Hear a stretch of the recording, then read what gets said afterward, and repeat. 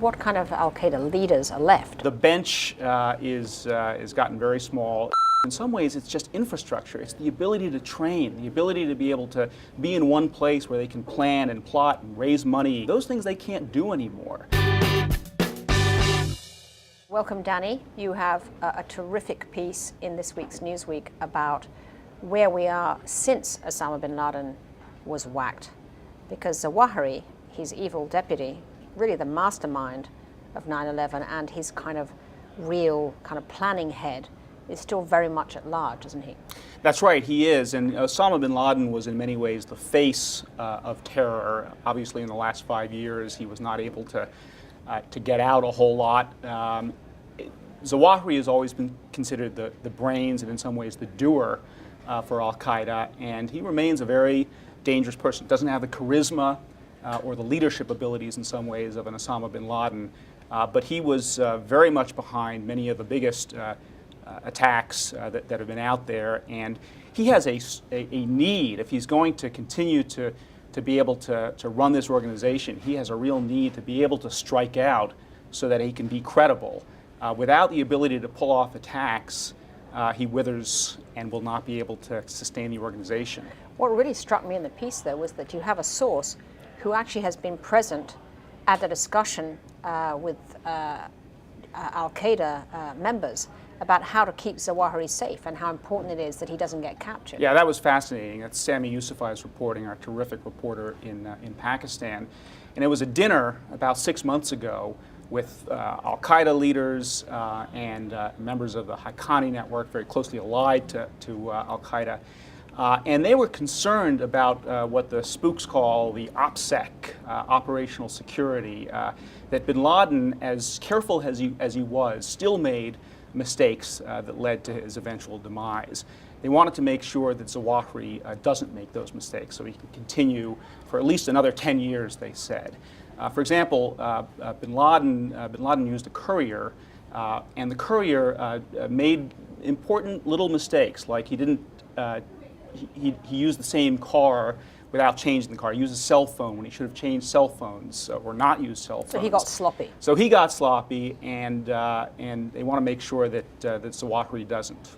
But you know, at this point, what kind of al-Qaeda leaders are left? I mean, so many have been got by the drones that Obama has sent. Is there anything really left for Zawahiri to deploy? No, the bench is gotten very small. It's very difficult to replenish it. And the real issue is it's not even so much leadership. In some ways, it's just infrastructure. It's the ability to train, the ability to be able to be in one place where they can plan and plot and raise money and bring people in through their pipeline. Those things they can't do anymore. And as a result, al-Qaeda is forced to become more diffuse, to rely on affiliates around the world.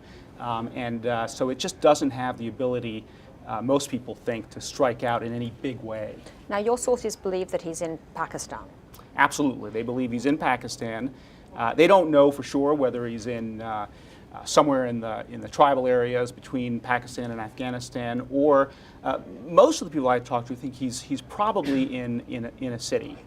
And there's even been some intelligence to suggest that he's in Karachi, which is obviously... This is so incredible. I mean, after the Osama raid, of course, Pakistan is very, very hostile to America ever doing such a thing again, going into their terrain, their sovereign state, and whacking somebody in their airspace, right? So the Americans now, we really have to be very careful not to exacerbate the atmosphere between Pakistan.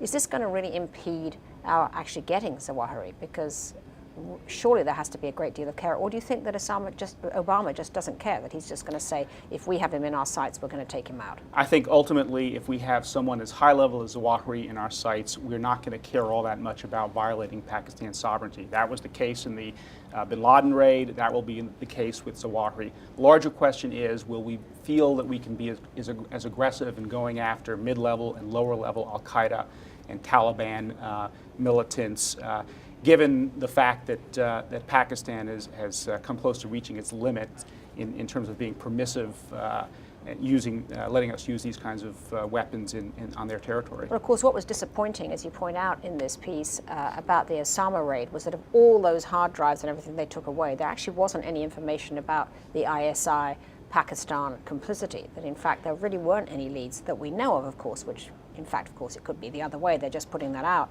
but that there don't seem to have been leads on people that you can actually go after who are in the Pakistani, ISI. Well, the interesting thing is that the Americans were in some ways so sure that there was going to be that kind of evidence that when they pulled all of the intel out of Abbottabad and brought it back to the U.S. and were sifting through, I think it was 3.4 terabytes of information, the expectation was they was going to find evidence of Pakistani collusion, and prosecutors in the federal prosecutors in the Southern District of New York were actually laying the groundwork to issue secret indictments in the event that they found the ISI or other elements of the Pakistani government harboring al-Qaeda. They would have brought charges against those people for harboring a terrorist. Dan Klaidman, thank you very much. Thank you.